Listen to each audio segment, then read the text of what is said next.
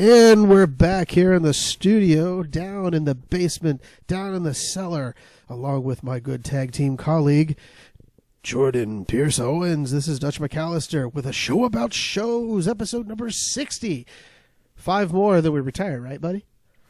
I believe that is the age, yes. 65, then we're done. I hate you already. Yes, we're trying out some new recording material. So if it sounds a little weird, we apologize, but we're going to give it our best on this new equipment just because this is a test for my future show, and we'll see what we can do to fix it. And if it sounds really good, then you're welcome. Why, thank you. Anyway, today we are actually going to be doing a lot of good stuff. I actually went through the show earlier, which I don't usually go through. I don't peruse. Way to sound professional. I don't usually look at what we're doing, but today I decided to give it a look-ski. Absolutely. And, we got a ton of reviews, so let's get it off. Let's kick it off.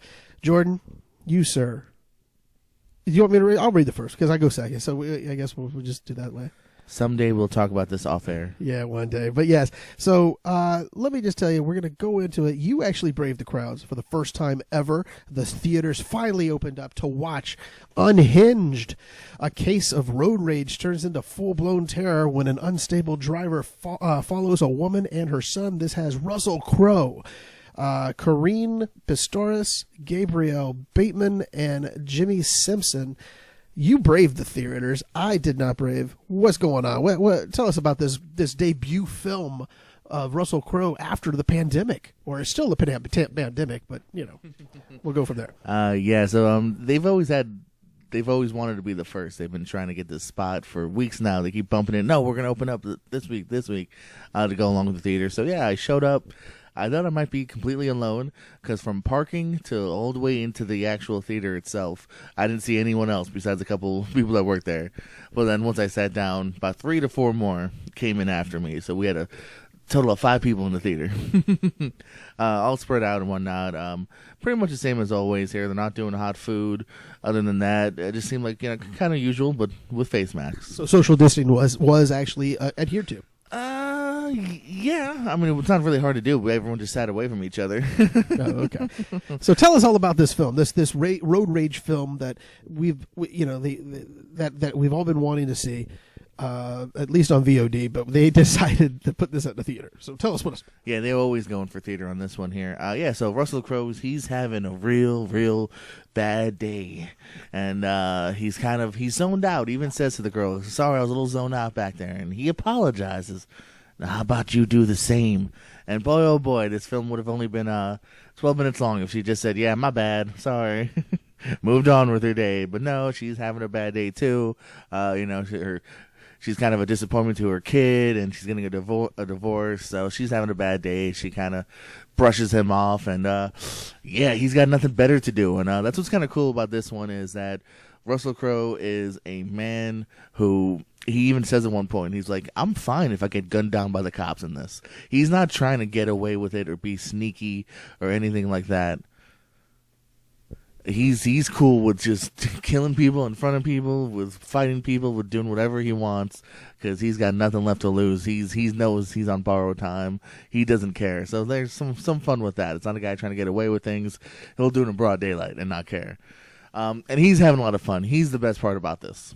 The girl's fine. The kid's fine. There's just not much to him, as far as story or as far as written-wise. He's having a lot of fun. He's chewing some scenery here. And so it's usually I would say it's a good time out of the theater. It's fine if you don't want to do it, though. It's totally something you can wait for on VOD, for sure. It's not great, but it's watchable. It's fun.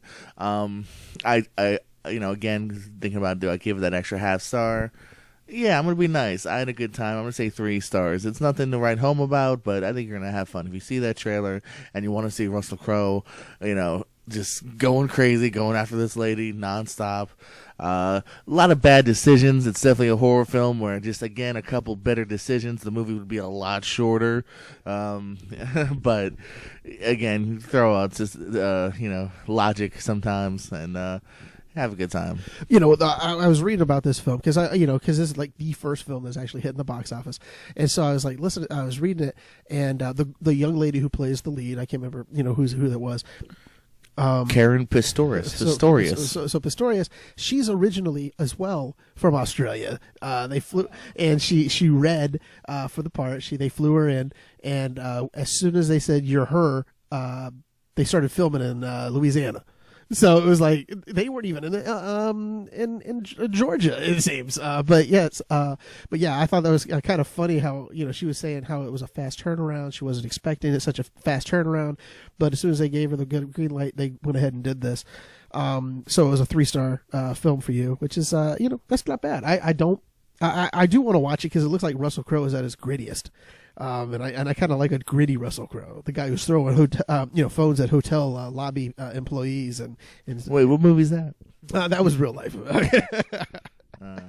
Well, next up we're gonna talk about Fisherman's Friends. 10 fishermen from Cornwall achieve a top 10 hit after they are signed to Universal Records by cynical London music executive. This features Tuppence Middleton, Daniel Mays, James Purejoy, Noel Clarke, and David Heyman. So this is I see Noel Clarke. So it's a film. Yeah, it's an actual film. They all sing.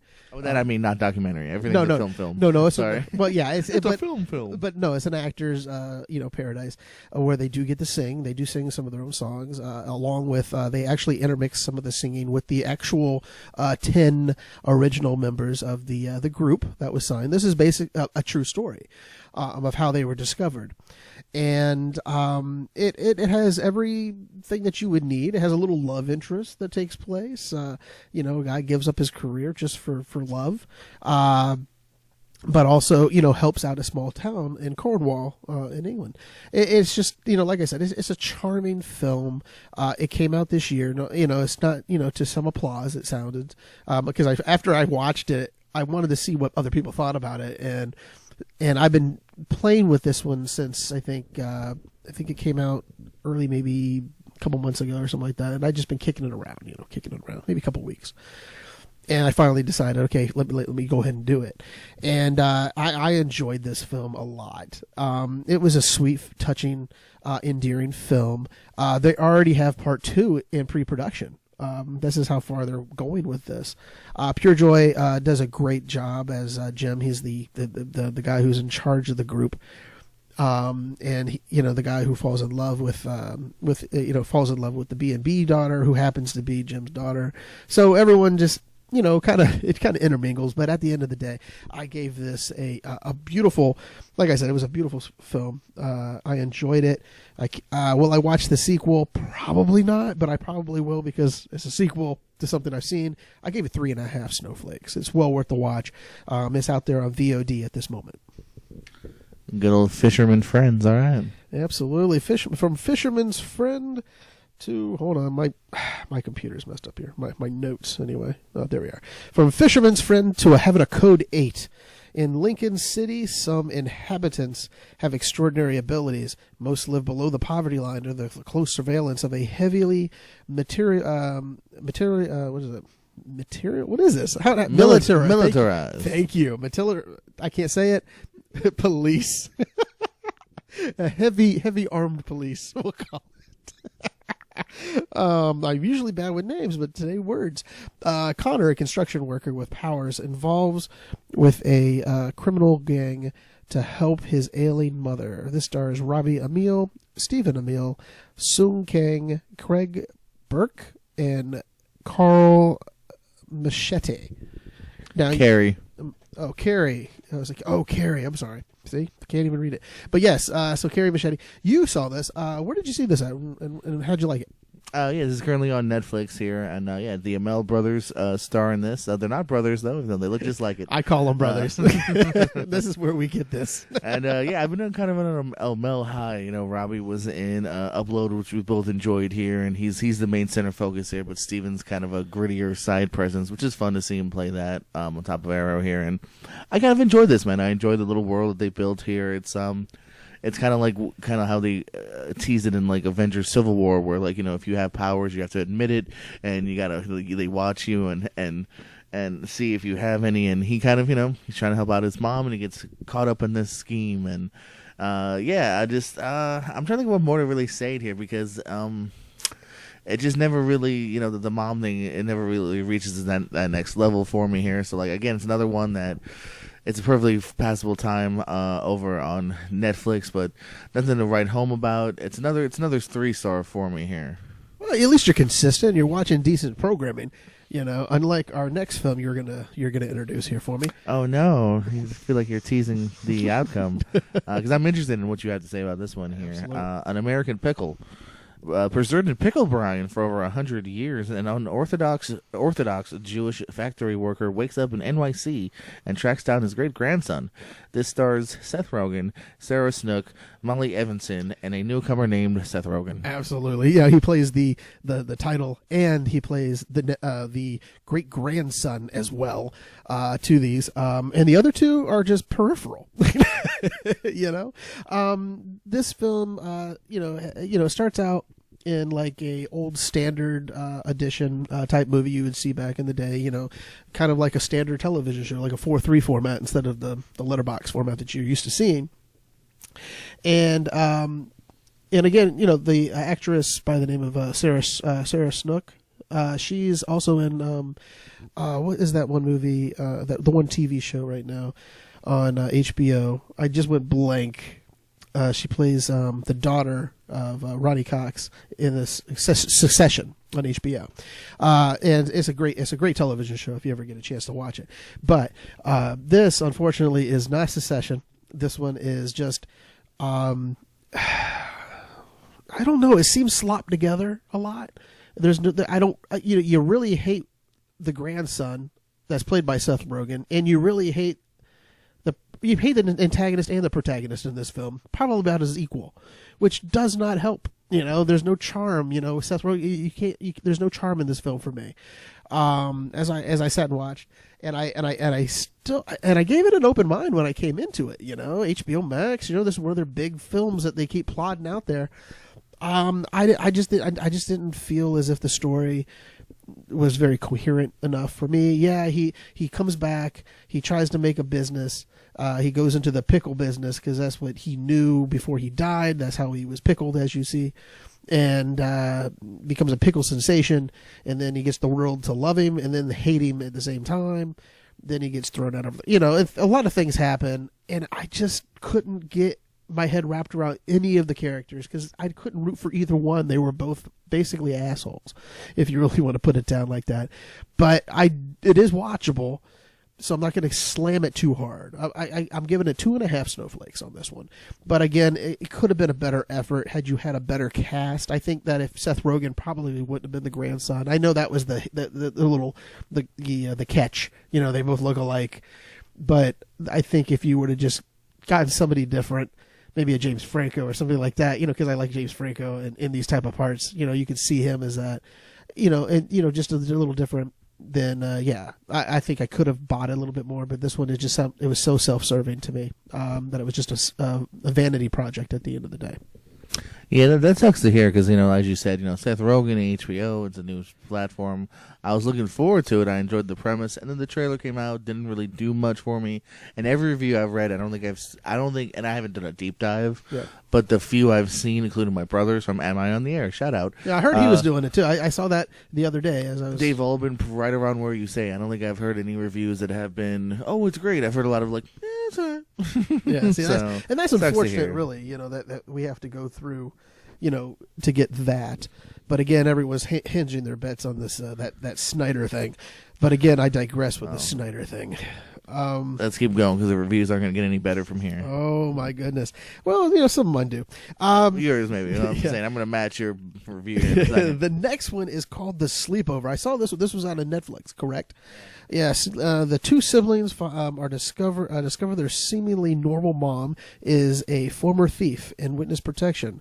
Mom is forced to pull one of the last job while the kids team up to rescue her over the course of this action-packed night. This has, what is that here? How do you say that? Malin Ackerman. Malin Ackerman, Ken Marino, Joe Magliano, Sadie Mangino, right? Is it? Magniello. No, now I'm screwing up. Never mind. Sadie Stanley. You always give me the bad one. Sofia Vergara's husband. Oh, yes, him. Yes. Magniello. No. Magniello. I don't know. Slade Wilson. Sadie Stanley, Maxwell Simkin, and Eric Griffin. Tell me about this Netflix effort. I did pass on it this weekend. I was going to watch it, but I passed. You can pass. You can keep passing. So yeah, it's a very simple throwaway Netflix movie. I really feel like if this had been casted with anyone, that's lesser than Malin and Ken and Joe, there'd probably be no reason I'd watch it. This feels like this could go direct to Disney on a Saturday afternoon. I don't know. The kids are all right. They're kind of charming. They have some moments here, but the humor falls flat for me. It's one of those that on more than one occasion it goes for lowest common denominator joke. And yeah, just this thing just never ever went past for me. I won't hate it. I'm trying to also be the kind of reviewer that I try to view it from. Oh, would a kid enjoy it? They probably would, because the kids do have an adventure and they're trying to find out where their parents are here. But I don't know, as far as jokes, as far as any kind of fight scene, anything to kind of grab you, it just never ever does. I'm gonna be nice and give it a 2. A 2. Giving it a 2. So I'm sleeping on the sleepover. Okay, well, I'm kind of glad that I did pass on that then this weekend. Yeah, I just found on the 2. Give it a shot if you will. Let's see what your take is. Yeah, I'll give it a whirl. Speaking of whirls, I don't know. I'm trying to think of a good translation I can. The movie's called Chemical Parts. A high school transfer student finds a new passion when she begins to work on the school's newspaper.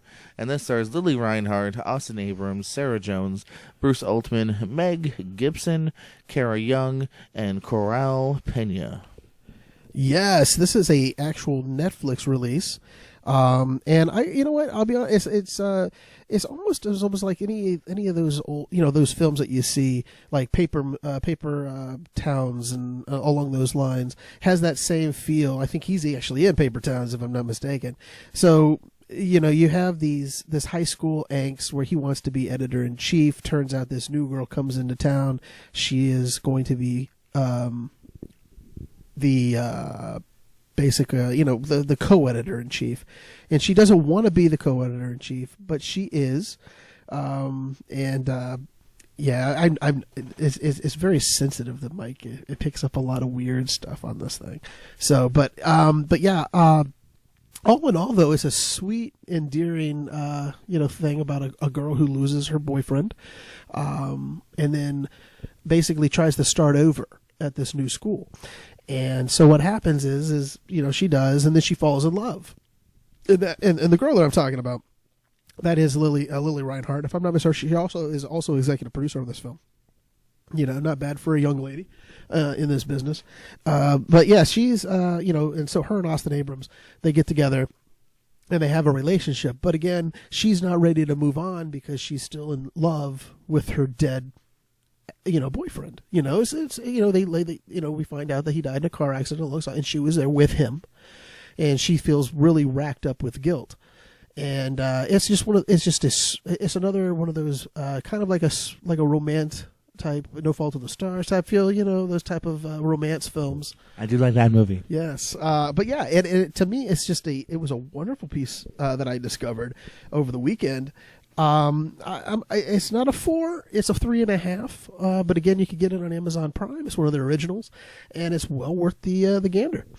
I still say I want to see your review on was it All the Bright Places with the Fanning and the kid from Pokemon, Pikachu. I want to hear you. Okay, I will get to that. You just text me on that one later, and I will guarantee you. Do me a favor, text me to text you. Yeah, I'll do that.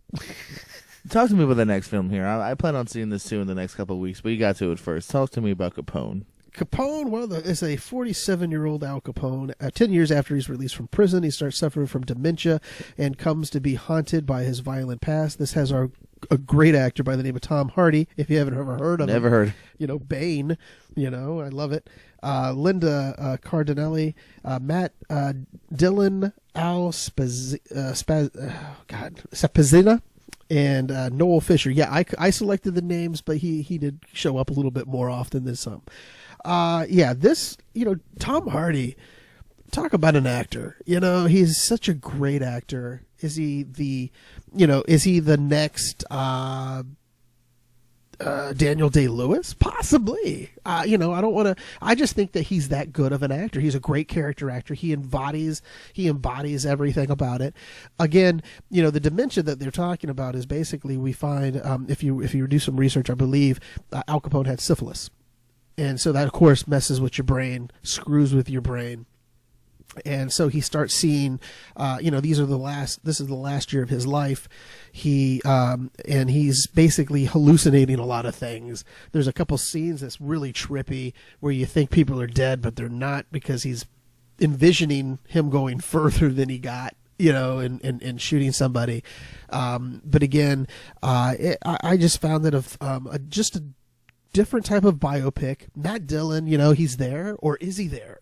That's the question. I don't know. I thought he was there, but then like 2 seconds later he vanishes, so I'm like, is this all just one big schizophrenic dream?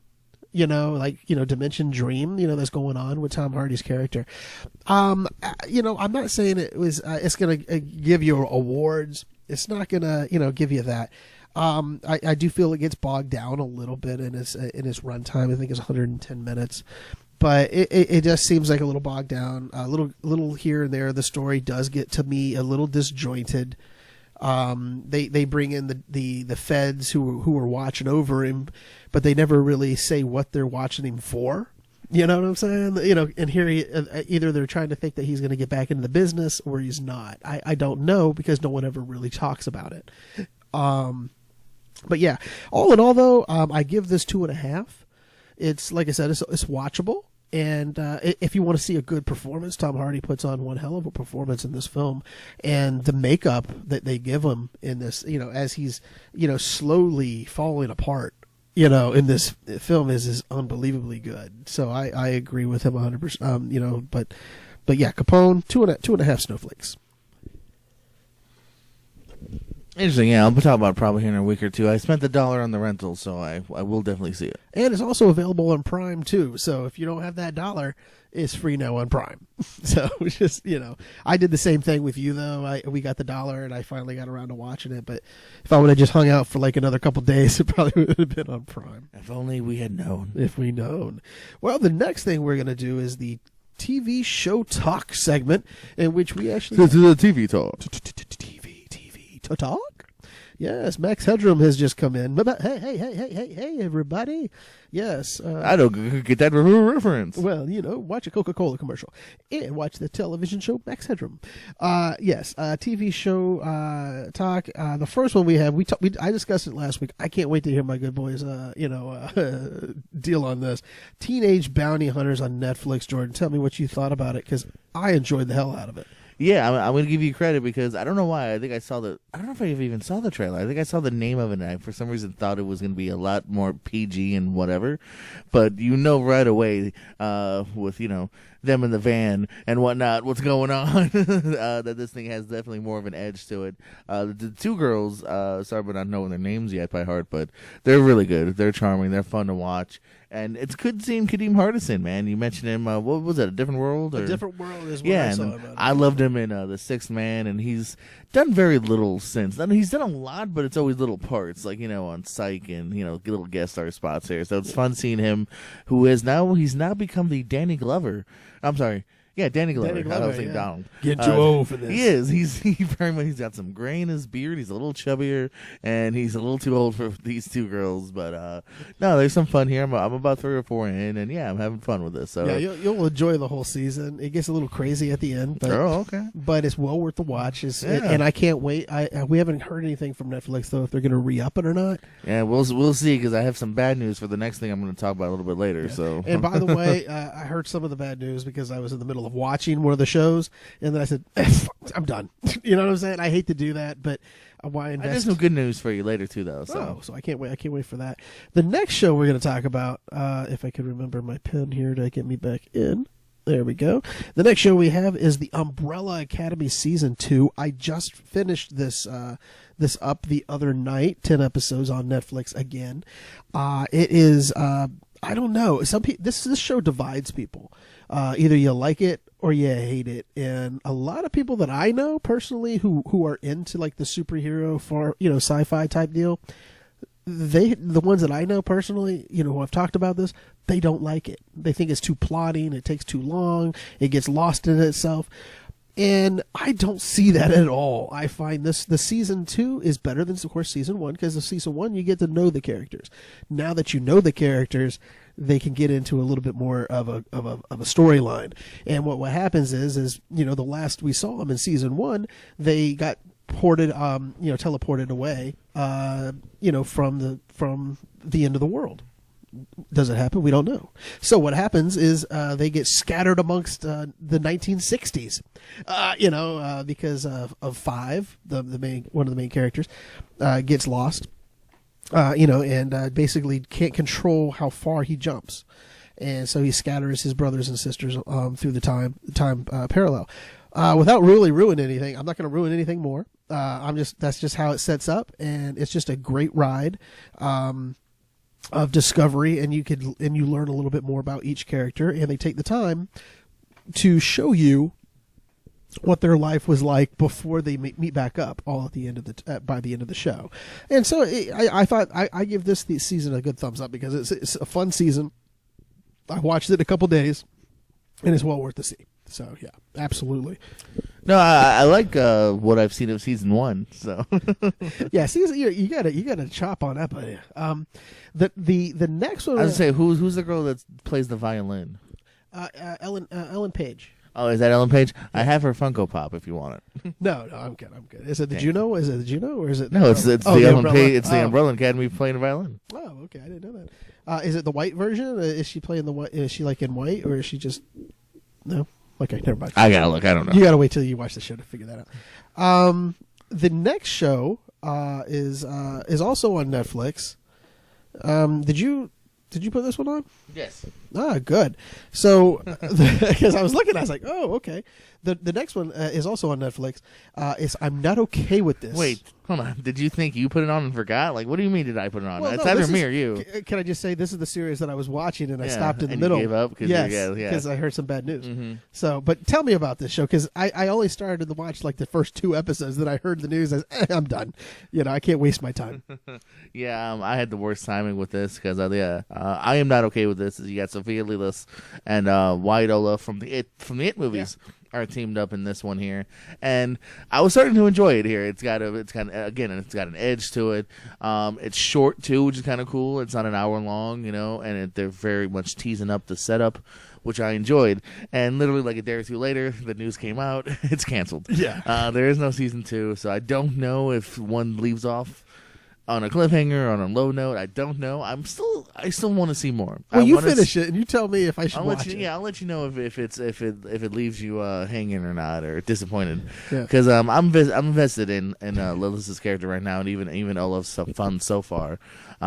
We've seen glimpses of what might happen, but not quite sure. So what's about to go down looks epic. I don't know. Yeah. So yeah, I was enjoying it. Hopefully, I don't enjoy it too much. Oh, okay. So I was like looking at it. I was like, man, this is the show. Are you reading my mind? What's going on? Did I put that in subconsciously? No, this is the only other thing that's new that I've seen. You've seen some stuff over on HBO Max, though. Yes. Selena plus a chef. I guess that's what they want to call it. It's either that and a chef. I'm not really sure, because I have a plus sign in the middle. Oh, you know what? I actually thought this was 2 shows. No. Selena and a chef. She actually made a show while she was in quarantine. She wanted to learn to cook, so what's better way to... Oh, Gomez? Yeah, Selena Gomez. I thought this was like the person Jennifer Lopez played. No. She's dead. I thought this was a longer version of a miniseries. But yeah, so it's maybe she was a chef in her part time. It's possible. But yeah, so what it is, Selena Gomez, she decides to make a series while she's in quarantine learning how to cook. And so what she does is she finds LA chefs around the area, and I've only seen the first 3 episodes. There's a few more here I got to watch. I don't know what it is about the show, but I like cooking shows anyway, so it's kind of fun to watch it and then see her mess up a little bit too at the same time, because I'm not saying that I can relate with her, because she has assistants that help her friends help her out a lot in the kitchen, where you and I would be spastic running around the kitchen as we're getting yelled at by the chef on TV. That's in your home. It's like watching your television, and they're talking like in Zoom, but in a more high def and quality. Yeah, I don't understand. But yes, but there is such a hardcore match going on right now. As we're usually watching stuff. It's a pro wrestling match. You Yeah. say hardcore match, it sounds like we're watching something weird. It Those is. that don't know wrestling. Yeah, this was a little unbelievable. It was like a death match. But yeah, so but anyway, let's get back to the kitchen. So Celine basically is learning from the top area chefs, and as they're doing it, she also to get them on the show, they donate to their favorite charities. So like $10,000 to their favorite charity, which is a good thing. So all in all, I enjoy the show. I don't know if it's deserving of a second season, but the first season so far, and like I said, I've only watched a few of the episodes. I think there's 6 or so, and I've only watched half. They're well worth watching. If you have HBO Max, that's something to watch. Again, there's other shows on HBO Max. I just decided to start with that one just to see what kind of reality show they could have. Interesting. Have you watched Elmo's talk show? No, I was going to because I heard you do it. Because you did it last time with us, but I haven't had a chance yet. I will get to it along with the Anna Kendrick show. You're such a devil. Yes, good for teeing that up, and I'll kick it out of the park here for you. Lucifer season 5 on Netflix. Could not believe it was back on. I didn't know it was on, but then I don't know what happened. I think I was reading some article and they said, "Oh yeah, Lucifer coming on." I said, "Oh yeah, okay. When is that coming on? I've been waiting for that season." They said, "Now." Oh, okay, that's even better. So I'm only a few episodes in on this one, and so far so good. They have a different twist of how they're doing this. As we you watched the last season, correct or no? No, you never did. I've never seen a single episode, dude. You've never seen a single. What is wrong with you? You should be ashamed of yourself. But yeah, this as the last we saw Lucifer, he went back to hell, basically, and well, no, he had to keep them in because Amenadiel's son was at Charlie was thing. Well, you're 5 seasons behind, but catch up. But anywho, this show picks up right where it left off. Lucifer's in hell. No one's seen him for not very long. It's like supposedly it's only like 6 months, but down in hell, it's over thousands of years he's been down there already. And then so he's basically just minding his own at this point, trying to help the detective solve a case through hell because somebody pops down who happened to be in L.A. at the time where he died, and that's the guy he's going over. So small little coincidence, and then what happens is Lucifer shows back up, and I'm not going to ruin anything because that's where things will start to pick up, it seems. So, but yeah, so far so good. 3 episodes in, I'm enjoying it. And this is they split this, right? So there's like that's not even all out, right? They're not all out. I believe they're going to have part A, part B. I think, and they have a season 6 coming up, right? Or is this? No, I believe it's 5 part 2. I believe this. That's what I was saying. The season got split up. Remember, they also had the negotiations just recently with Lucifer's lead to do a season 6, I believe. So right. So this might be 5A, 5B, and then 6 is not even shot yet, probably. Yeah, 6 is not even shot. So yeah, I think they're going to split this one up. I've only watched 3 episodes, so there's more out there. I just haven't watched them all yet. So, but yeah, I'm enjoying the hell out of it though. Hey Jim, want to pull a bill on 10, get in the phone booth, and go back in time? Let's do that because I believe it'll be an excellent adventure, sir. Let's go back in time, ladies and gentlemen. A time where there was no COVID. We could go to the movie theater and snacks were still overpriced. So it wasn't that different. The time is 1989. Yes. I love 1989. It brings me back to my old childhood. I was not born yet still, so... No, I am very happy with this list that I put together. A lot of movies, even on my non, what do they call that? The honorable mentions list. The honorable mentions list is actually packed as well. I don't mind my. I'm going to give you 15. I'm going to 5 quickly. Yeah, I like them all. Yeah. So, do you want me to go ahead first or rock it, buddy?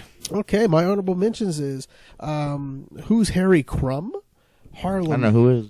Harlem Nights, Blind Fury, The Burbs, License to Kill. Now, this is with Timothy Dalton. This is his second venture. The Living Daylights was awful. Okay. That was an awful James Bond. This one actually got more gritty and more to the point. And I thought Timothy Dalton finally nailed the James Bond character. And I was happy to go on with him. But what happens after him? GoldenEye, with Pierce Brosnan, and the rest is history. Roadhouse, Parenthood, and Glory round out my honorable mentions. But my number 10 is John Cusack in Say Anything. And this is if you haven't ever seen this film, I don't know if you... I have not. This is a very iconic film of everything. Your Eyes, that song with, Your Eyes, would like to see in your eyes. See, Anyway, he shows up. And he has that ghetto blaster over his head, and he's holding it up there, for Your Eyes, playing and into this, and it's basically a poor kid and a rich kid. If Fraser's dad, I think was John Delaney or John Mahoney. John Mahoney's in this, and he plays her rich dad. And he hates John Cusack. He's nothing. He hates him with a passion. But yeah, this film is great. Say Anything. It's a wonder, and it's right in a good spot. So yeah, number 10, Say Anything.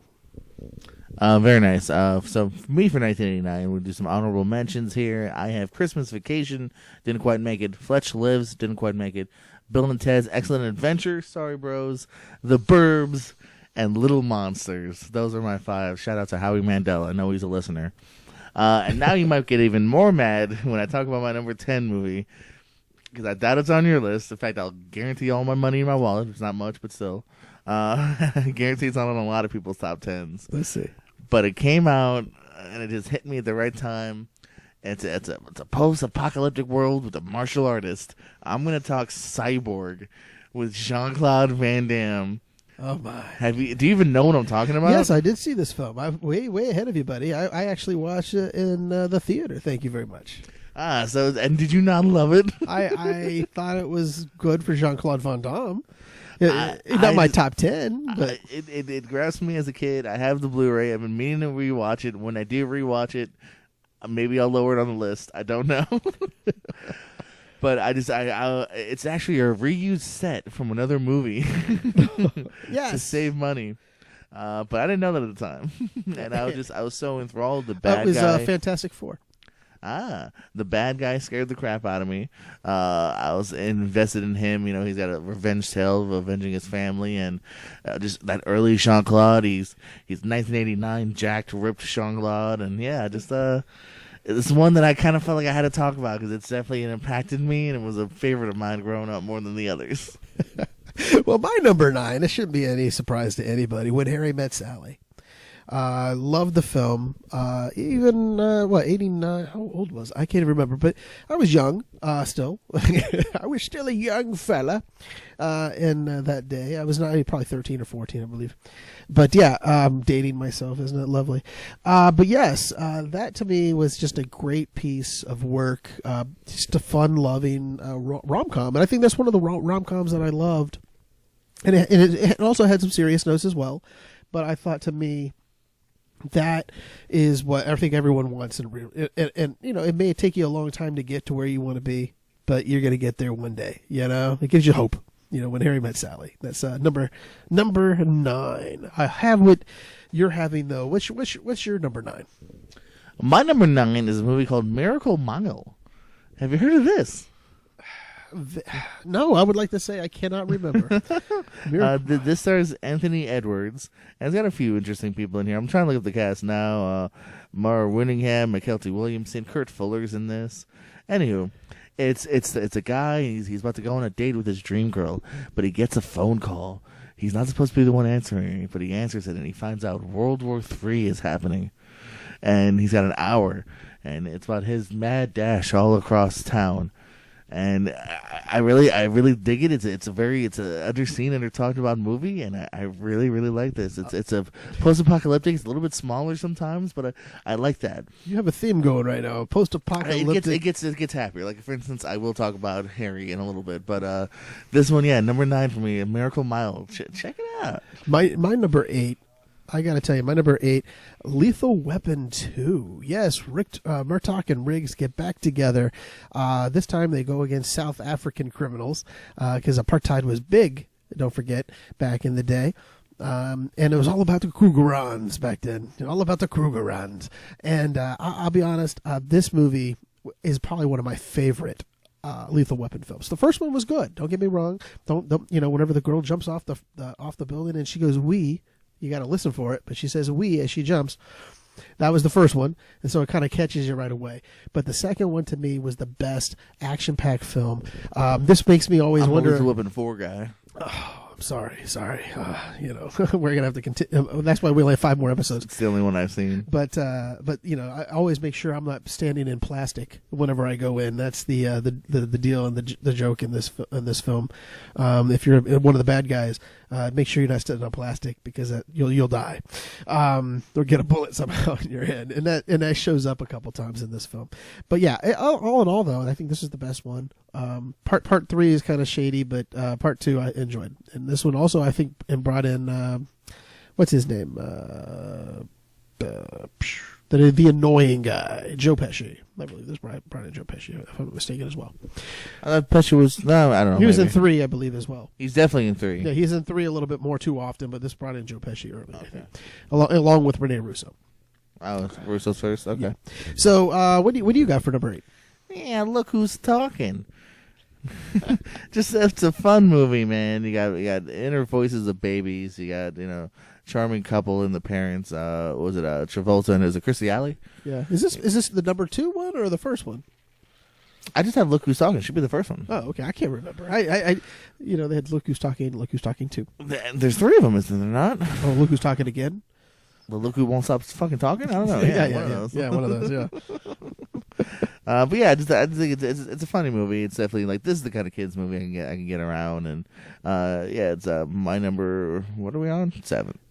No, you're number 8. 8. You're number 8 because I'm on number 7, and on my number 7, we're going a little under the sea, man. Under the sea, under the sea. If you haven't figured that out, it's going to be The Little Mermaid. This is about Christmas Vacation. I love this movie as a kid. Still do. Love the soundtrack. I just like everything about it. The animation, it still holds up. Ursula the Sea Witch. It's just a great Disney classic. And Sebastian and who's the seagull? It was played by Buddy Hackett, if I'm not mistaken. But yeah, so, I know what you're talking about. But yeah, it's just a good time. And it's just like I said, just the music is perfect. The kiss the girl scene when they're in the, he's trying to get them all to, so she get her voice back, to get the first kiss of true love, This also inspired me to go watch the actual Broadway show of it, which I enjoyed as well. So yes, number 7, The Little Mermaid. Yes, Look Who's Talking 89, Look Who's Talking 2, TOO 1990, 1 year later, and then 3 years later, Look Who's Talking Now, Gotcha. 1993. Well, they cranked out the first and the second pretty quick, didn't they? Yeah, they're like, oh my God, do it quick. Yeah, that is pretty quick, 1 year. Yeah. Going on to number 7 here. I'm not going far off the kids track here because I'm talking about Honey, I Shrunk the Kids. I was talking before about Cyborg capture my imagination. This always did. I was always fascinated with like, oh, what if I was little and the trees were big, or like the leaves were bigger, rather, the grass rather. And yeah, I just thought this was such a fun concept here. It's another one that they have milked this idea, even to the point I think we're still hearing about remakes and sequels. We're and gonna have a Rick TV Moranis. show spinoff with Josh Gad, I believe, right? There you go. See, like I feel like we hear about it all the time here. So it's a fun concept. There's a reason why they keep ripping it off. It's a great. If you ever, I don't know if they still have it, or I'm sure they will maybe after Josh Gad, but going like Disney or something, and they have stuff that's like bigger than you. That's always was fun as a kid. So yeah, charming movie. Another reason why we miss Rick Moranis so much. Yeah, and he's not even dead. That's the worst part. But I heard though he's going to be back for I think they backed up enough Brinks money to him to do this show on Disney Plus. So he will be back. He will be back. I heard. My number 6 though is a family film, a lovable family, 2 misfits. They just don't know how to communicate. It's called Indiana Jones and the Last Crusade. Junior Junior, the whole time. Who's Junior? It's him, isn't he? Is he named after the dog? It's just such a great movie. You find out the Jones boy sleeps with the same Nazi. It's just a great chemistry between Harrison Ford and Sean Connery. And just the search for the Holy Grail, and of course Marcus Brody. It's just unbelievable. Brody's just so great. I mean, unfortunately he passed before he could ever do any more. This was his last attempt, and he died of AIDS. But it's just a great movie. River Phoenix was in it, as well as young Indiana Jones, who I would have loved to have seen later on, doing his own indie thing. But unfortunately, things happened there. But yeah, it to me is one of the best films to this day, and it holds up. And I watch it as much as possible. And it's also on Netflix, if I'm not mistaken, still. So go ahead, watch it. Indiana Jones and the Last Crusade. Coming up now for my number 6 here. When there's something strange in your neighborhood, who are you going to call? Ghostbusters 2. A really, really worthy follow-up here to the first film. I like the first one a little bit more, but that's not to knock this one down by any means here. It's the reason why we're still clamoring for a real third one, which are kind of sort of getting, I don't know, with the new Reitman. Yeah. Again, it's a really fun world that they've built here. You get all the major characters from the first one back, some good laughs, some fun setups. Yeah, really worthy film. I just didn't like the Your Love Is Getting Me Higher. I love the song, don't get me wrong, but having the Lady Liberty walking through the streets is kind of, I don't know. They jumped the shark on that one. But my next one, number 5, is Father and Son Playing Catch. If you build it, they'll come. Feel the Dreams. I loved it. It's Kevin Costner, James Earl Jones, Charlton Heston, numerous others. And basically, he gets an Iowa corn farmer gets a little, gets a little, whisper in the wind saying, "If you build it, they'll come," or something like that. And next thing you know, he plows under his field and puts himself in the hock just to see Shoeless Joe play. A dead ball player and a couple other dead ball players. And it turns out one of the ball players is his father. Fantastic, sweet, emotional film. Field of Dreams, number 5 on my list. Very good here. I'm going to talk about another dose. Going Back to the Future for the second time. Back to the Future 2 here. Can we just replay the audio of what I said about Ghostbusters? Worthy sequel here, you know what I mean? Do a little bit more of what we came in for, but more of the world building, some more, futuristic stuff we got going on here. Michael J. Fox, again, just, oh, God, I love him. I love him. He's so good in this, and I just watched him just recently on Scrubs. I'm doing my Scrub-a-thon at home. Boink. Boink. Yeah, boink. And he takes the bathroom on the top floor. Yeah, that's his throne. Yeah, he conquers going to the bathroom on the roof. Got to see it if you don't know what we're talking about. Yeah. Check out his run on Scrubs. Yeah. By the way, the most expensive Funko Pop I own currently is that JD Funko Pop. Evidently, has gotten more expensive now. Really? Yeah, that's amazing. I never thought that. But so your number 5 was Back to the Future 2. My number 4, again, it's a precursor to, I believe, 3 other sequels, which is kind of nuts. Major League.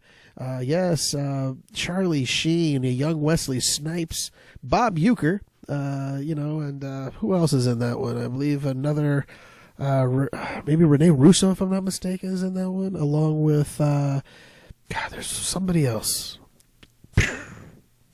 Tom Berenger. He's also in it. Great movie. I, till to this day, love the scene where they're in the locker room and the manager's sitting there telling the boys, "Well, you guys, we gotta get this going." And the female owner comes in from the Cleveland Indians, and everybody's like, "Oh!" They're covering up. She goes, "Aren't you gonna cover?" He goes, "I'm too old to be jumping in the lockers," And it's just, for some reason, that scene is just hilarious for me. And because it's true. I would not be trying to cover myself up after, I'm too old now. I can't be diving into a locker. I'd get hurt. So, but yeah, that's my my next film number. You don't want that Funko Pop I just got, man? Come on. Major League. Yeah. You have Vaughn. Vaughn. Who's Vaughn? Yeah, Vaughn. Who is that? That's Charlie Sheen's character. Oh, Charlie Sheen. Okay. Yeah. I gotta watch the movie. Maybe I'll want the Funko Pop after I see the movie. Yes, good. Also, what's his name? Off of Sykes' dad. What's his name? Corbin Bernstein was also in it. Okay. Number 4. My number 4. I know. I'm just gonna get it out. Okay. My number 4. You talked about it earlier. It's good old fashioned rom com, baby. Maybe the real OG when Harry met Sally. Yeah, just good, nice, long build. It's a pretty lengthy film too, actually, if I remember, for rom-com standards, a little over 2, if not 2.5. But yeah, Rob Reiner here. Some fun, even supporting actors too. Carrie Fisher, kind of fun seeing her in a different role. And yeah, just Meg Ryan, never more adorable. Billy Crystal, always adorable. So just a supremely well made film. That's why it's my number 4. Well, and also don't forget Rob Reiner's mom has that iconic line. Yes. Well, she doesn't say that. She just. I'll send you up. Oh, okay. I was gonna have you just say it. So it's just I'll have what she's having. And that to me that's the most iconic line in film history. My number 3. Well, you have his pop up here. Jack Nicholson, the Joker. Yes, Batman, the original OG Batman, who's coming back for the next Flash movie. Michael Keaton stars as Batman, and Tim Burton, along with Jack Nicholson, who played the Joker, Jack Napier. It is an unbelievable in the future. But you gotta remember, that's all. Yeah, but yeah, so it's just a gritty film. Of course, Batman couldn't move his neck because the his cowl was all too Joker had to stiff. do was run quickly behind him. You son of a... Yeah. Where'd you go? Where'd he go? He's so quick. He's vanished now. But yeah, I that's the only thing. He was a little stiff because they didn't have the technology they have now for the costumes, I guess. I hope they say that in the Flash. Flash runs behind him. We go, where'd you go? Yeah, where'd you go? You're too quick for me, son. But yeah, hopefully this all sets up for a Batman Beyond thing. But again, I digress. But this is in 1989. That's way ahead of the game. But yeah, I thought this was a very good introduction to the Batman world. First Batman comic, and I loved the toys, the action figures they came out with. I owned every single one. If I would have kept them, I would have been very happy. But unfortunately, I don't anymore. I have both Val Kilmer and George Clooney in my room somewhere. Well, if you would have kept I think the original other ones, yeah, that would have been better. Oh, okay. Coming up now on my number 3. Again, we're doing a little bit of a revisit here. I want to sing it too. Under the sea, under the sea. Yeah, this is definitely a big old clamshell VHS release that we had on in our house a lot here. But I know it was a favorite of my sister. My niece knows Ariel. Who doesn't, man? Who doesn't? It's a wonderful story here. When we were really mad at my mom, it was great soundtrack here. I'm not always succumbed to movies or songs and musicals, but it's got a great one here. Yeah. They even did the live action version pretty recently on TV here, and Ron Neame, sorry, he's a friend of mine. I just think one wonderful movie here. It's a heyday of animation and just storytelling. Yes, before they went to the computer stuff, and I think Tarzan was probably following right up after that. But yeah, or The Rescuers too. I can't even remember how these all fell apart, but I think it was to me. I thought I just love animation, and that's the reason why we watched it. My number 2, it was in your honorable mentions, but brother, it's been 31 years since this came out. And we're also going to be due pretty soon this week coming up. Bill and Ted's Excellent Adventure. Be excellent to one another. Wild Stallions. I love it. God, Keanu Reeves at his best craziness. I just thought, to me it was more of a Keanu film.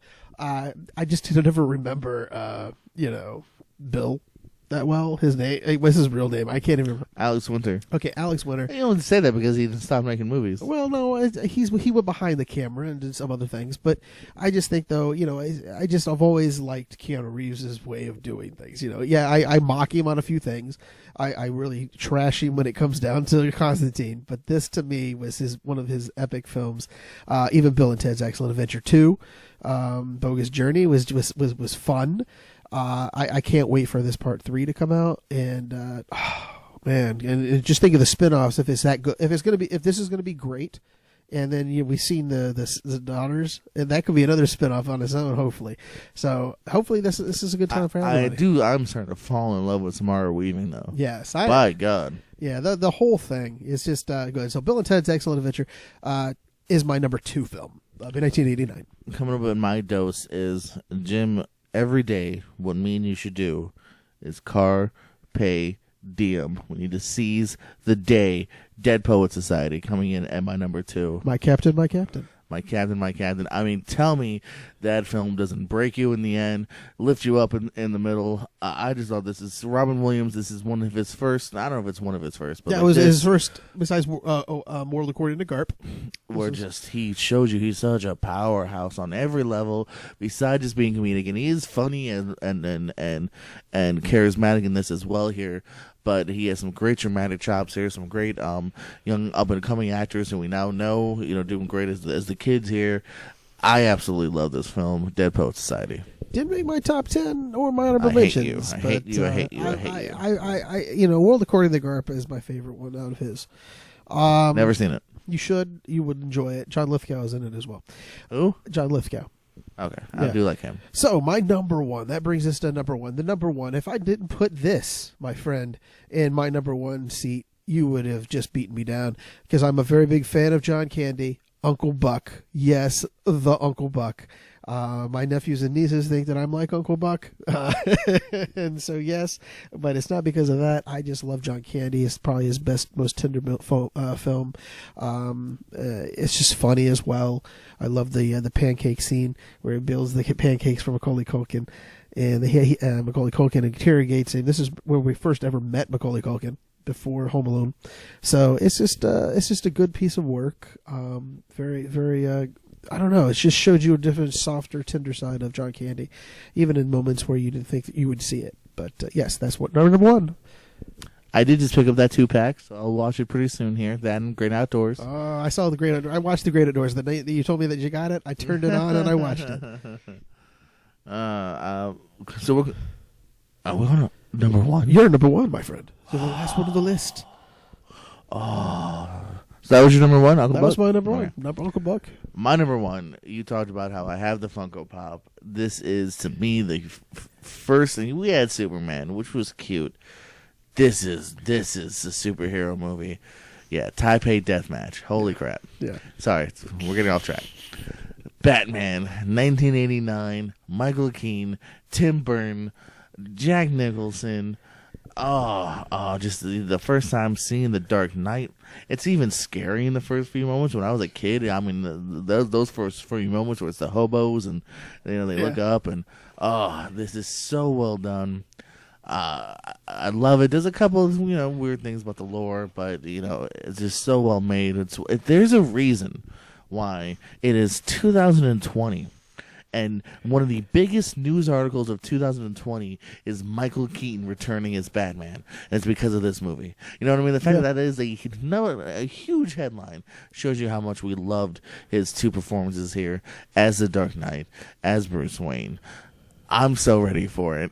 Flash has now become a movie to where I went, let's just give up to give it to me now. Yeah, that's what I said. I can't wait for that to happen. I'm not going to argue. Our top 10s are pretty decent, except for Little Monsters. But that was an honorable mention. What's your problem with Little Monsters? I just hated that film. I just thought another it was awful. one really captured my imagination. Was the bed. Fred Savage Come and Howie on. Mandel. Yeah. Not that great. But anyway. I haven't seen it again since I was like 9. So let's just round it back out again. My top 10 for 1989 is number 10, Say Anything. Number 9, When Harry Met Sally. Number 8, Lethal Weapon 2. Number 7, The Little Mermaid. Number 6, Indiana Jones and the Last Crusade. Number 5, The Field of Dreams. Number 4, Major League. Number 3, Batman. Number 2, Bill and Ted's Excellent Adventure. And my number 1, Uncle Buck. Very good list there. For me, the top 10 of 1989. Number 10, Cyborg. 9, Miracle Mile. 8, Look Who's Talking. 7, Honey, I Shrunk the Kids. 6, Ghostbusters 2. 5, Back to the Future 2. 4, When Harry Met Sally. 3, Little Mermaid. 2, Dead Poet Society. And number 1, Batman. Yeah, so that's our top 10s of 1989. So, Jordan, it's that time. It's the time where you keep us... What time is it, Daddy? It's to teach us some news and notable stuff. News and notables. Well, I'm not done talking about Batman, baby, because let's talk DC fandom. DC fandom currently went down here. The new trend of, well, hey, we can do a whole little festival for ourselves online, and it'll be cheap and easy. So coming out of DC fandom, first we got a teaser trailer for The Batman. First look on video of Robert Pattinson, Jeffrey Wright, a little bit of the Riddler. I really dug this. I love the deep, dark look here. This looks to be the grittiest version we've gotten so far of Batman, even grittier than Byrne and Nolan, at least from what we've got so far from that taste here. He is vengeance. He is beating the crap out of people. Great teaser, too. Shows you a good amount of the kind of tone without giving away a hell of a lot of exactly what is going on here. So I really liked it. Well, the only reason is because Tim Moore came out and said he only shot. There's only 25% of the film has been shot, but if you get all that out of 25%, that's still damn juicy, and it makes me happy. So, I'm going to give this a shot. I'm not going to be upset. Because it's year 2. This is not year 1. This is year 2 of Batman that we're looking at. So it's going to be a little different. But I can't wait to see the tone and the set that they go with this. And there's so much news that came out, as you said, of DC Con. FanCon is just an unbelievable time. So what else have we got for me out there? Well, I know you're looking forward to this more than anything else in the next 40 years. The Snyder Cut also got a trailer. Zack Snyder's Snyder Cut. Didn't watch it. No, I checked it out. I thought it was a little. I want you to see it just because it's very fan serving. The song they used is Hallelujah, Hallelujah, like little on the nose as far as people again like my brother Don and others that are just so clamoring for this. I'll check it out. I have here too. The Snyder Cut will be in 4 1-hour parts, so you're looking close to 4 hours. And you know what I hope, and this is what I'm hoping for, that is that they release it one every week, not in 4 segments, one every week. So these That is what they're doing. These Snyderites have to sit back and wait a week and wait a week and then wait, and I hope it doesn't pay off. I just don't know how much drastically this will be different. I'm interested though, man. It's a new. Concept we're seeing of, completely reworked film. I want to see it. I remember the movie Cursed with Jesse Eisenberg, Christina Ricci. Yes, there's a whole other version of that. I want to see that. Well, they say there's also a different of Joel Schumacher's Batman. Let's get that. Let's see the other a grittier. All the stuff of the Suicide Squad we've never seen with Jared Leto. Yeah, I don't really want to see Jared Leto. You know where I stand on that Joker. Here, speaking of Suicide Squad, my favorite trailer, also one of my favorite news, is all the stuff they showed of that here. Yes. James Gunn's Suicide Squad. It wasn't a trailer. It was kind of like just a sneak peek, It's an introduction to the cast. There was the rundown of the cast, and then there was the other piece where they showed some backstage stuff and quick little snippets. And I'm digging it, man. They put together a fun cast here. John Cena as the self-proclaimed douchebag Captain America, who's willing to kill for peace. Yeah. Pete Davidson, Michael Rooker plays the crazy character. Yeah. There's who's it? His brother plays Weasel. Yeah, Weasel. Another CGI character. And we got King Shark in this, man. Yeah. King Shark. I wish they would have gotten Ron Funches for that still. I love his King Shark. They did not list who voices him. We got to hear him, so I wonder if it's just. It's probably like this, King Shark. It must be no one famous, or unless they're holding that under wraps. Because they still didn't say who Taika Waititi is. No. It could be King Shark. I don't know why they didn't say that in the rundown then. But yeah, I don't know. Yeah, no, I don't know. I'm looking forward to this. This looks batshit crazy. And again, they've done a really good job, simply because of James Gunn. They've done a really good job of making me go, because Suicide Squad, I don't hate it, but it was played with multiple problems. Yeah. So a sequel wasn't really like, oh my god, but now I'm way more excited. Well, he's using based on James Gunn. He's using characters that no one has looked at in a long time. Polka Dot Man, brother. But yeah, he and you know those type of characters, and he's bringing back Margot Robbie, which people get our third look as Robbie as Harley Quinn. Yeah, so you know, and I love the tattoo. Somebody noticed the tattoo on it. It used to be owned by the Joker, and now it's like owned by no one. You know, so it's gonna be fun. I think it's gonna be good. The J. Yeah, we saw some kind of a concept art footage of Black Adam. It wasn't really footage. It was just more like it was like drawings. Yeah, it was more like stills of some sort. This feels like the kind of way you try to sell to a studio or like fan made. Right. Yeah. So you know, it's cool that at least they're trying to keep that going. Looking forward to it. Hey, anything with The Rock, I'm sold. Yeah, I am sold on that one. Shazam 2. I don't know if you. Shazam Fury of the Gods will be the name. Shazam 2 will be Shazam Fury of the Gods. Because that will actually bring in The Rock. Yes, that should be his. I guess that would be his introduction. Yeah. Well, no. Well, Black Adam will be Black his. Adam will be first. But yeah, and then you're gonna have the introduction with Black Adam versus the Shazam. He's something from my childhood too. Looks like they're working on a Static Shock movie, which I love. It's pretty cool. I love the TV show. Yeah, no, I was a fan as a kid. I guess it lasted a lot longer than I thought. Someone was saying maybe like 200 episodes or so. Yeah, so. it was a pretty good midday afternoon show. It wasn't a weekend show. It was like after school show. No, on the CW, I think it was. Well, and no, it would be the WB. Well, the WB. CW wasn't around, man. Well, that's what I meant. You know, so it used to be the WB, but yeah, okay. Anything else from DC that you remember? Not much, really. I thought it was pretty good either way it goes. But yeah, I found it fascinating that, you know, I just was glad that, you know, we got to see a lot more things other than this talk about Snyder. You know what I'm saying? Let's talk. We got to see a lot more stuff. I just wish that they would probably talk about Dune a little bit more, but you know, because Warner Brothers is bringing Dune out to us as well. I know it's not a DC thing, but you know, you could have shoehorned it in there somehow. No, I disagree with that. I just want to know more about Dune too. I'm a Dune fan, so let's get this going. The DC fandom.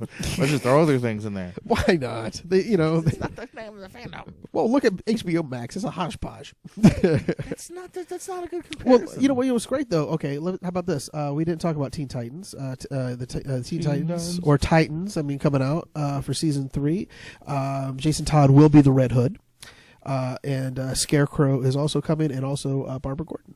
And the Gotham PD is also coming out about corrupt cops, which is going to be on HBO Max, which sounds pretty decent and gritty at the same time. So, yeah, I'm excited about a lot of things. HBO Max, unfortunately, is where we're all going to have to be to get any good DC stuff. But but I just hope that Snyder thing is. I know, you know, a lot of people want that Snyder thing, but I was okay without it. You know, to be honest with you. Now I just hope it's like, or maybe they have to wait every other week to get the episode. That'd be even better. You're so weird. Why do you? It's fine if you're not into it. You don't have to take it away from others, though. Oh, well, I'm just tired of all these people just saying it's never any good. It's not good enough. And you know, and I'm just tired of all these fanboys and fangirls just whining all the time when they don't get their way. Yeah, it happens. Well, I've got some other sad news for you.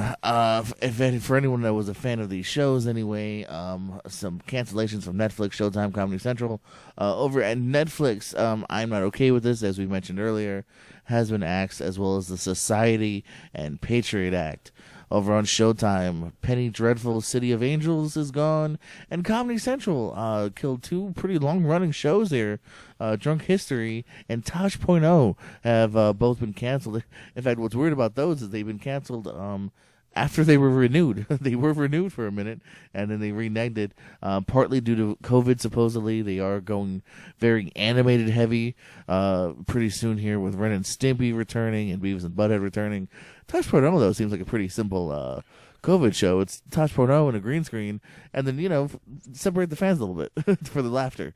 You know? Yeah, even if you don't, you can watch all these other shows have been doing it without laugh tracks, so you don't need a laugh. You just have a host and... I think you kind of, to me, in that show, I don't want... You need a little bit, but still, you can separate them like anyone else would. Have the writers in there, you know. Renewed though, for those of you, here's some good news if you like these shows. The first one that you are a fan of, Ted Lasso for Apple TV has been picked up. So yes, that was good news to hear. I was so we'll excited. see more of Mr. Jason Sudeikis. Looking forward to that. RuPaul's Drag Race season 13 renewed for VH1, and Warrior Nun on Netflix will be coming back for season 2. It's in my queue to watch Warrior Nun. I'll probably get around to it finally, but I just those type of shows you don't want to invest right away because you want to see what's going to happen with it, because it looked like it would be one of those shows that would need to be invested into. I will tell you this. That's actually, you kind of nailed it on the head. I will tell you this. My brother watched it, and it's very much leading to more. So good that we'll get more. Showtime has acquired a sitcom that I'm looking forward to, Moonbase 8, with John C. Reilly, Fred Armisen, and Tim Heidecker. So that's pretty cool. I look forward to that. Kind of the poster looked a lot like Space Force. I was like, a lot of comedians loving them some space here. Here's a funny one for you. I want to hear your opinion on this. Go for it. Netflix is currently testing a shuffle button. So if you're not sure what you want to watch, you hit the button. It'll just play a random movie or TV show.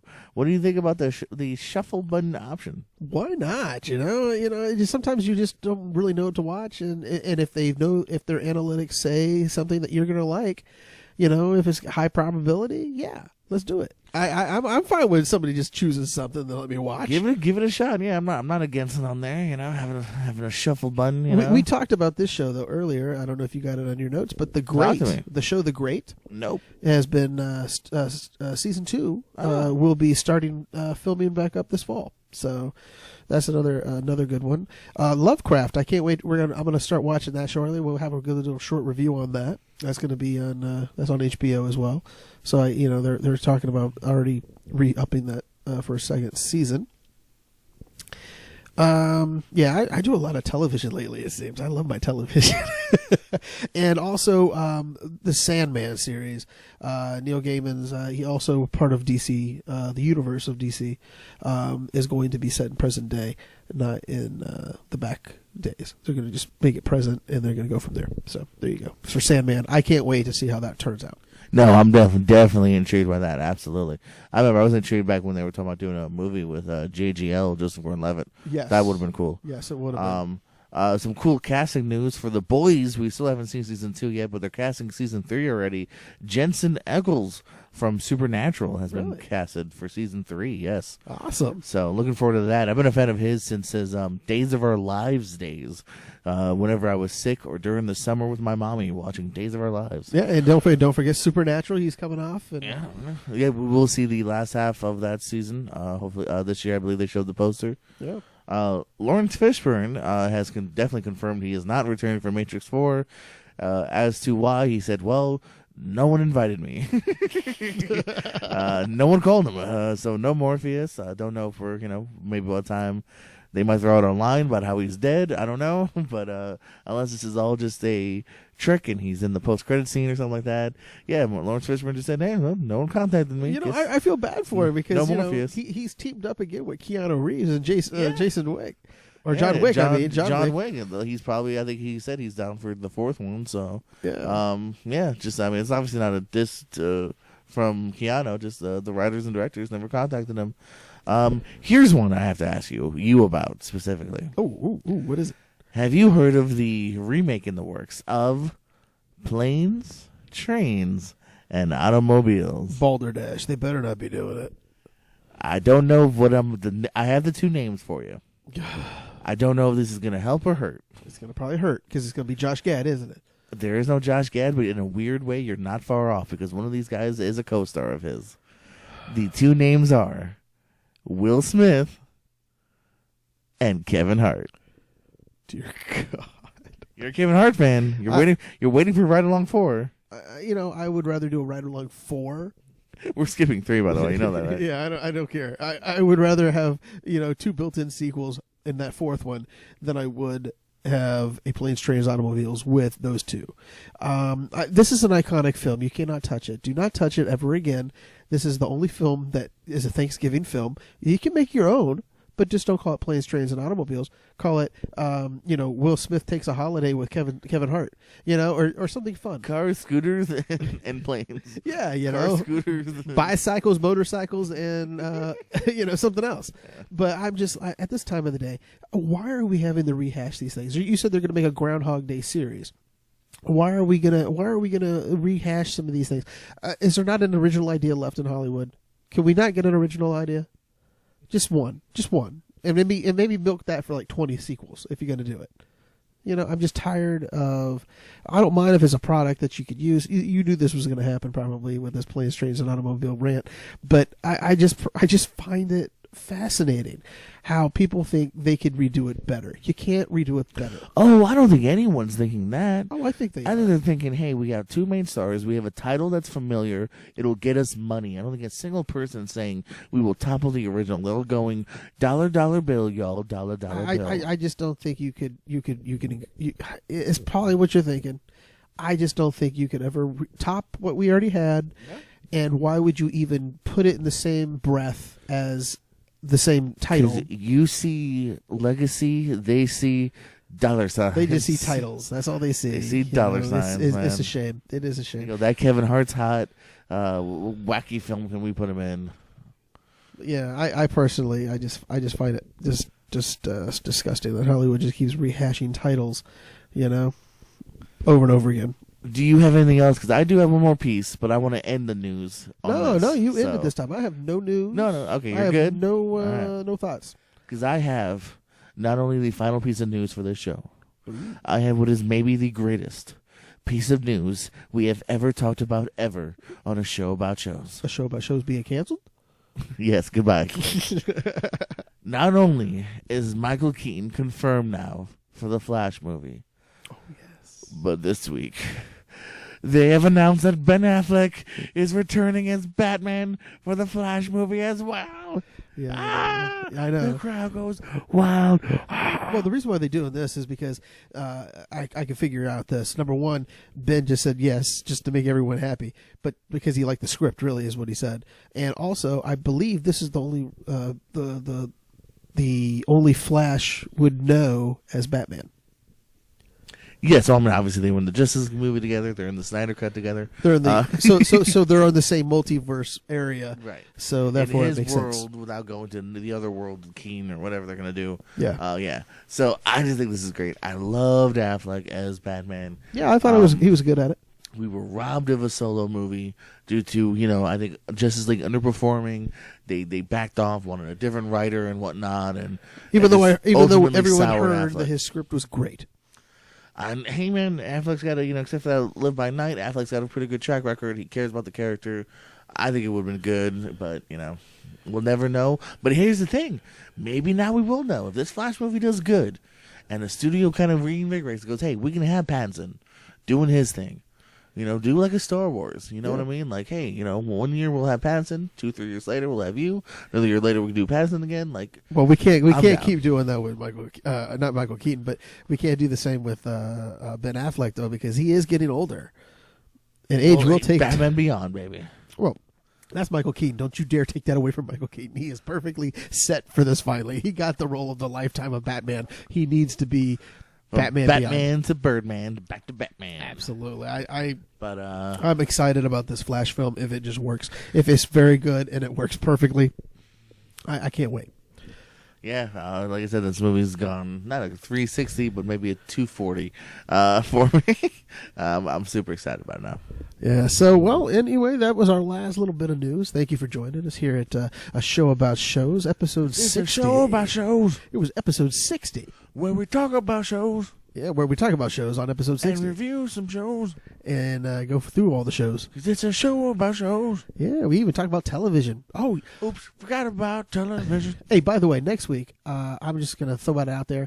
We're going to review the new Killers album that just dropped. So we're gonna talk that. For once, an album I do want to listen to. Absolutely. I've already listened to it twice, but I wanted you to have a chance to come in because I know you're such a big fan. Oh, I think I have listened to it then. I've listened to most of it then. Imploding, I can't remember the name of it, Imploding something.